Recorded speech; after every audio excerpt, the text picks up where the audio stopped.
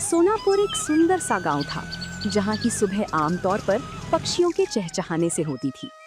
उसी गांव के चौक पर माधव अपनी रेड़ी को जोर लगाकर धक्का दे रहा था, जिस पर केवल पत्ता गोभियों का ढेर लगा था। सूरज सिर पर था और माधव के चेहरे पर निराशा। गोभी ले लो, ताजी पत्ता गोभी ले लो।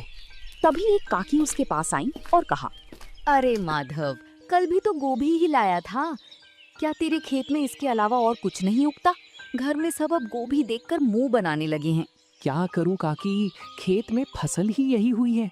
बहुत सस्ती दे रहा हूँ, 2 किलो ले लो।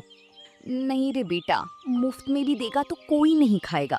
कुछ नया लाए तो बता देना। सबको कुछ नया चाहिए, पर नया लाने के लिए पैसे कहाँ से आएंगे? अगर आज ये गोभी नहीं बिकी तो कल का चूल्हा भी नहीं जल पाएगा। माधव वहीं सड़क किनारे बैठ गया। तभी उसका पुराना दोस्त सोमू वहां से गुजरा। क्या हुआ माधव, आज फिर गोभी का ढेर घर ले जा रहा है?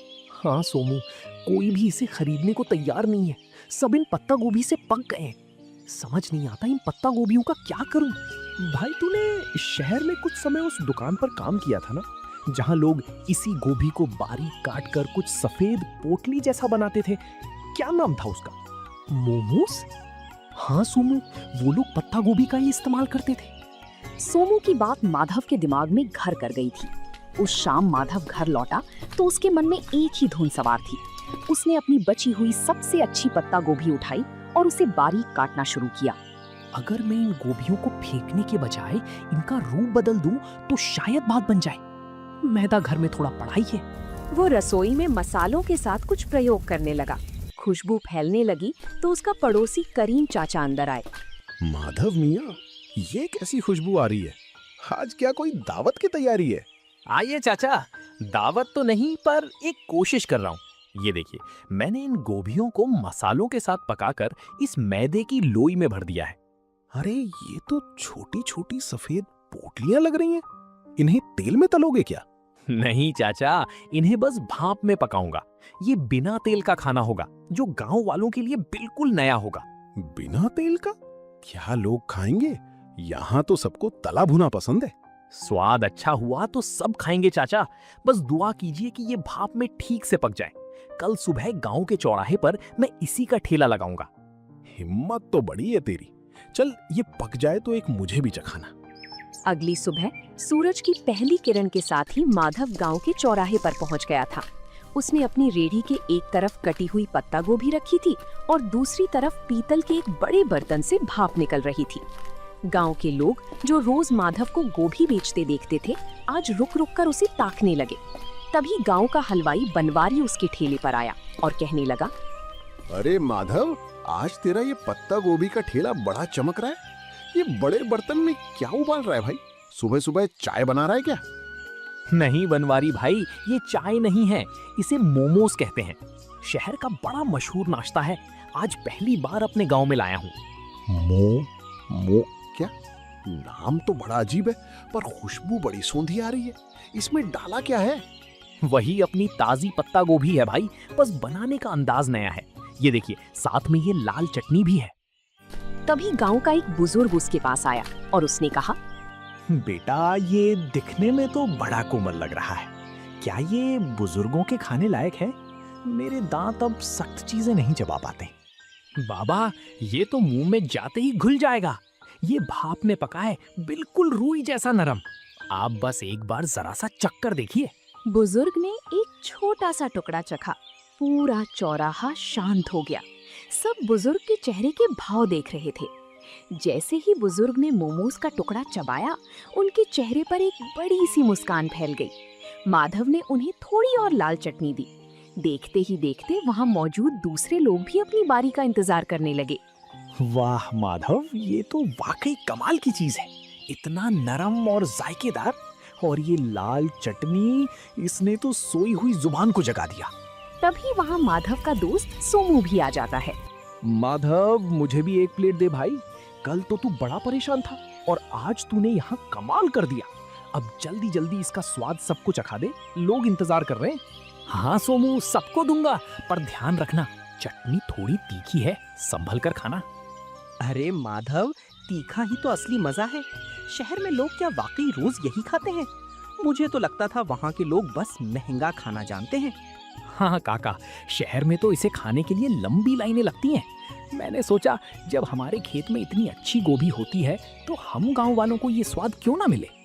भाई माधव, तूने तो मेरी मिठाई की दुकान के सामने रौनक लगा दी। एक प्लेट मेरे लिए भी लगा। देखूं तो सही, इस पत्ता गोभी के नए अवतार में ऐसा क्या जादू है। दोपहर होते होते माधव की सारी पत्ता गोभी खत्म हो गई थी, लेकिन सब्जी के रूप में नहीं बल्कि मोमोज के रूप में। माधव ने आज पहली बार अपने हाथ में इतने पैसे देखे थे। उसकी आंखों में खुशी के आंसू थे और मन में एक नया हौसला। उसे समझ आ गया था कि मेहनत और नयापन कभी बेकार नहीं जाता। जिसके बाद अगले कुछ दिनों तक माधव का काम तेजी से चल पड़ा। अब लोग सुबह से ही माधव के आने का इंतजार करने लगे थे। लेकिन जैसे जैसे काम बढ़ा, माधव के पास संसाधनों की कमी होने लगी। उसके पास सिर्फ एक छोटा बर्तन था और अकेले सारा काम करना उसके लिए मुश्किल होता जा रहा था। गोभी काटना, मैदा गूंथना, फिर उसे बेलना और फिर भाप देना, अकेले करते करते हाथ जवाब देने लगे हैं।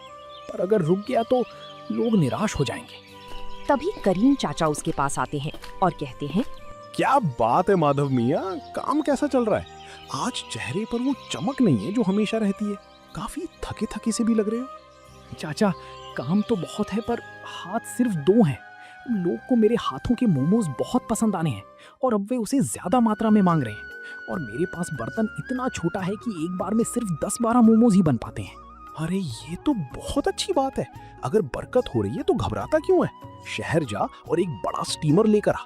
और सुन, सारा काम अकेले क्यों करता है, किसी को साथ लगा ले। पैसे तो आ रहे हैं चाचा, पर क्या ये काम टिकेगा? कहीं लोग 4 दिन बाद ऊब गए तो मेरी सारी कमाई डूब जाएगी। मेहनत कभी नहीं डूबती बेटा। तूने साधारण सी पत्ता गोभी को पहचान दिलाई है। अब खुद को एक बड़ा व्यापारी बनाने की सोच। करीम चाचा की सलाह मानकर माधव ने अगले दिन अपनी रेहड़ी नहीं लगाई। वो पास के बड़े कस्बे के बाजार गया। वहाँ की भीड़ भाड़ देखकर उसे अपने पुराने दिन याद आ गए, जब वो दूसरों की दुकानों पर काम करता था। आज वो अपनी खुद की दुकान के लिए सामान खरीदने आया था। आइए भाई साहब, क्या दिखाऊं? होटल के लिए बर्तन चाहिए या घर के लिए? मुझे मोमोज बनाने वाला सबसे बड़ा 3 मंजिला बर्तन चाहिए। और हाँ, एक ऐसी मशीन भी देना जिससे सब्जियां बहुत बारीक कट सके। बड़े बर्तन की मांग तो बहुत है। आप कहाँ से आए हैं? शहर में दुकान खोल रहे हैं क्या? नहीं साहब, गांव में मेरा छोटा सा मोमोज बेचने का काम है। वहाँ लोगों को उसका स्वाद बहुत पसंद आ रहा है। ये तो बड़ी अच्छी बात है। ये लीजिए, ये स्टील का सबसे बढ़िया बर्तन है। इसमें एक साथ 50 मोमोज आराम से बन जाएंगे। और ये रही आपकी नई मशीन। इससे आपकी मेहनत आधी हो जाएगी। शुक्रिया। अब गांव लौटकर मुझे सिर्फ खाना नहीं बनाना बल्कि अपने काम को और बेहतर बनाना है। कल से गांव वालों को मोमोज खाने के लिए इंतजार नहीं करना पड़ेगा। माधव जब नए बर्तनों के साथ गांव लौटा तो शाम हो चुकी थी। रास्ते में उसने ढेर सारी पत्ता गोभी खरीदी। उसे पता था कि अब उसका संघर्ष एक नए मुकाम पर पहुंच चुका है। उसने रात भर जागकर नए बर्तनों को साफ किया और अगले दिन की तैयारी की। अगली सुबह जब माधव चौराहे पर पहुंचा तो उसकी रेहड़ी का नजारा बदला हुआ था। 3 मंजिलों वाला ऊंचा स्टील का स्टीमर सूरज की रोशनी में चमक रहा था। गांव वाले ये नया अजूबा देखने के लिए जमा हो गए। माधव के चेहरे पर एक नई चमक थी, क्योंकि अब उसे ग्राहकों को इंतजार नहीं कराना पड़ता था। वाह भाई माधव, ये क्या रॉकेट ले आया आज? ये तो बड़ा आलीशान लग रहा है। रॉकेट नहीं है सोमू भाई, ये 3 मंजिला स्टीमर है। अब एक साथ कई लोग मोमोज खा पाएंगे। कल तक तुम लोग शिकायत करते थे ना कि देर लगती है, लेकिन अब इसकी मदद से नहीं लगेगी। अरे भाई, बर्तन तो बड़ा कर लिया, पर क्या स्वाद वही रहेगा? अक्सर काम बढ़ने पर लोग जायका भूल जाते हैं। भनवारी भाई, जायका तो मेरी मेहनत में है, बर्तन में नहीं। आप बस देखते जाइए। आज मैंने चटनी में एक खास चीज और मिलाई है, खेत का ताजा पुदीना। माधव, सुना है तूने कस्बे से कोई मशीन भी मंगवाई है? क्या अब मशीन से खाना बनाएगा? नहीं काका, मशीन सिर्फ सब्जियां बारीक काटने के लिए है। मेहनत तो अभी भी इन हाथों की ही रहेगी। मशीन से बस मेरा समय बचेगा ताकि मैं आप सबको गर्मा गर्म खाना खिला सकूं। उस दिन माधव की रेहड़ी पर इतनी भीड़ थी कि गांव का मुख्य रास्ता जाम होने लगा। माधव बड़ी फुर्ती से हाथ चला रहा था। वो पत्ता गोभी की फिलिंग भरता, उन्हें आकार देता और स्टीमर में सजाता। कुछ ही मिनटों में भाप के साथ मोमोज तैयार हो जाते। तभी गांव के पटवारी जी अपनी गाड़ी से वहां रुके। माधव, ये क्या शोर मचा रखा है तुमने? पूरा गांव यहीं जमा हो गया है क्या? प्रणाम पटवारी जी, कुछ नया शुरू किया है। ये पत्ता गोभी के मोमोज हैं। आप भी जरा चक्कर देखिए, फिर बताइएगा कि गांव में ये कैसा लग रहा है। पटवारी जी ने जैसे ही एक निवाला खाया तो उन्होंने कहा, वाकई मैंने शहर में कई जगह के मोमोज खाए हैं, पर तुम्हारी ये पत्ता गोभी की फिलिंग और ये देसी पुदीने वाली चटनी, इसका कोई जवाब नहीं। तुमने तो कमाल कर दिया। शुक्रिया साहब, बस सोच रहा था कि अपनी गोभी को फेंकने से अच्छा है उसे इस तरह लोगों तक पहुंचाया जाए। माधव, अगले हफ्ते तहसील के कुछ बड़े अधिकारी गांव आ रहे हैं। क्या तुम उनके लिए भी ऐसा कुछ इंतजाम कर सकते हो? मैं चाहता हूँ वो देखें कि हमारे गांव के युवक कितने मेहनती हैं। ये तो मेरे लिए सौभाग्य की बात होगी साहब। मैं उनके लिए सबसे बेहतरीन मोमोज तैयार रखूंगा। माधव के लिए ये सिर्फ एक ऑर्डर नहीं था, बल्कि उसके हुनर को मिलने वाली सरकारी पहचान की शुरुआत थी। उस रात माधव ने चैन की नींद ली, क्योंकि अब वो सिर्फ एक गरीब सब्जी वाला नहीं, बल्कि गांव का मोमोज मैन बन चुका था। पटवारी जी का वादा माधव के लिए एक बहुत बड़ी चुनौती और अवसर दोनों था। तहसील के अधिकारियों का आना कोई छोटी बात नहीं थी। माधव ने तय किया कि वो इस मौके को हाथ से जाने नहीं देगा। उसने अपने छोटे से रसोई घर को साफ किया और अपनी रेहड़ी को अच्छे से सजाया। माधव बेटा, कल का दिन बहुत बड़ा है। सुना है शहर से बड़े साहब लोग आ रहे हैं। क्या तूने सारी तैयारी कर ली? हाँ चाचा, मैंने आज सुबह ही खेत से सबसे ताजी और कोमल पत्ता गोभी तोड़ी है। मैं नहीं चाहता कि स्वाद में जरा भी कमी रहे, बस थोड़ा डर लग रहा है। डर कैसा? तूने तो पूरे गांव का दिल जीत लिया है। वो तो फिर भी बाहर के लोग हैं। बस अपनी सादगी और सफाई का ध्यान रखना। सोमू, तू कल मेरी मदद करेगा? मुझे प्लेटें लगाने और पानी पिलाने के लिए किसी भरोसेमंद इंसान की जरूरत होगी। तू चिंता क्यों करता है भाई? मैं सुबह ही पहुंच जाऊंगा। हम दिखा देंगे कि हमारे गांव का स्वाद किसी बड़े शहर के होटल से कम नहीं है। दोपहर का समय था। तहसील के अधिकारी अपनी गाड़ियों से गांव की चौपाल पर पहुंचे। पटवारी जी ने गर्व के साथ माधव की रेहड़ी की ओर इशारा किया। माधव के चेहरे पर एक विनम्र मुस्कान थी। उसने बड़ी ही सफाई से अधिकारियों के सामने गर्मा गर्म मोमोज परोसे। पटवारी जी, मैंने सुना था कि यहाँ का कोई युवक बहुत अच्छा काम कर रहा है।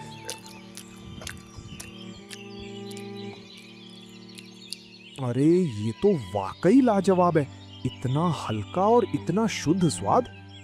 शुक्रिया साहब, ये सब मेरे खेत की पत्ता गोभी का कमाल है। मैंने इसमें कोई बनावटी मसाला नहीं डाला है। हैरानी की बात तो ये है कि गांव के माहौल में तुमने इतनी सफाई और हाइजीन का ध्यान रखा है। तुम्हारा ये तरीका वाकई काबिले तारीफ है। माधव, क्या तुम कभी शहर आकर अपना स्टॉल लगाना चाहोगे? वहां तुम्हें और भी बड़ा बाजार मिल सकता है। साहब, शहर में तो बहुत लोग हैं। मैं चाहता हूँ कि मेरे गांव के लोगों को यहीं पर अच्छी और नई चीजें खाने को मिले। मैं यहीं रहकर अपने काम को बड़ा बनाना चाहता हूँ। बहुत खूब, तुम्हारी ये सोच देखकर अच्छा लगा। हम तुम्हारी मदद करेंगे ताकि तुम एक छोटी सी पक्की दुकान खोल सको। हमें ऐसे ही मेहनती युवाओं की जरूरत है। अधिकारियों ने न केवल पेट भर खाया, बल्कि जाते समय माधव की काफी तारीफ भी की। उस दिन माधव को समझ आया कि सफलता के लिए गांव छोड़ना जरूरी नहीं, बल्कि अपनी जगह रहकर कुछ अलग करना जरूरी है। अधिकारियों की मदद और अपनी मेहनत की कमाई से माधव ने आखिरकार गांव के मुख्य चौराहे पर एक छोटी सी पक्की दुकान किराए पर ले ली। अब उसे धूप और बारिश में रेहड़ी खड़ी करने की चिंता नहीं थी। उसने अपनी दुकान का नाम रखा माधव का देसी जायका। दुकान की दीवारों पर उसने खेत और गांव के सुंदर चित्र बनवाए थे। अरे भाई माधव, अब तो तू सेठ बन गया। इतनी सुंदर दुकान और वो भी गांव के सबसे मुख्य मोड़ पर। अब तो हमें बैठने के लिए कुर्सियां भी मिलेंगी। सेठ नहीं बनवारी भाई, बस आप सबका प्यार है। दुकान पक्की हो गई है तो क्या हुआ, स्वाद तो आज भी वही मिट्टी से जुड़ा रहेगा। आइए, आज उद्घाटन के दिन पहली प्लेट आप ही के नाम। माधव मियाँ, देख रहे हो, जहाँ तू कभी गोभी का ढेर लेकर उदास बैठा रहता था, आज वहाँ तेरे नाम की धूम मची है। मैंने कहा था ना, गोभी को पहचान तूने दी है। चाचा, ये सब आपकी बातों का ही असर है। अब मैंने सोचा है कि मैं गांव के 2 और बेरोजगार युवकों को यहाँ काम पर रखूंगा। उन्हें मैं खुद ट्रेनिंग दूंगा ताकि वो भी अपना हाथ साफ कर सकें। बहुत नेक ख्याल है बेटा। तरक्की वही है जो सबको साथ लेकर चले। वक्त बीतता गया और माधव की दुकान अब केवल सोनापुर ही नहीं बल्कि आसपास के 10 गांवों में मशहूर हो गई। लोग दूर दूर से उसके पत्ता गोभी मोमोज खाने आने लगे। माधव ने कभी अपनी गुणवत्ता से समझौता नहीं किया। वो आज भी रोज सुबह अपने खेत से ताजी गोभी खुद तोड़कर लाता था। माधव भाई, आज तो शहर से भी कुछ लोग आए थे। कह रहे थे कि सोशल मीडिया पर तुम्हारी दुकान की बड़ी चर्चा है। अब तो तुम्हें शहर में भी ब्रांच खोल लेनी चाहिए। सोमू, शहर की चकाचौंध अपनी जगह है, पर जो सुकून इस गांव की हवा और अपनों के बीच काम करने में है वो कहीं नहीं। मेरा मकसद सिर्फ पैसा कमाना नहीं था, बल्कि अपनी मेहनत को एक नई दिशा देना था। तुमने वाकई साबित कर दिया कि अगर इरादा पक्का हो तो एक गरीब सब्जी बेचने वाला भी अपने हुनर से तकदीर बदल सकता है। मेहनत का कोई विकल्प नहीं होता सोमू। आज जब मैं पीछे मुड़कर उन पत्ता गोभी से भरी रेहड़ियों को देखता हूँ तो मुझे गर्व होता है कि मैंने हार नहीं मानी। तो दोस्तों, आप लोगों को ये कहानी कैसी लगी कमेंट करके जरूर बताएं और ऐसी कहानियों को देखने के लिए वीडियो को लाइक करें और चैनल को सब्सक्राइब करें।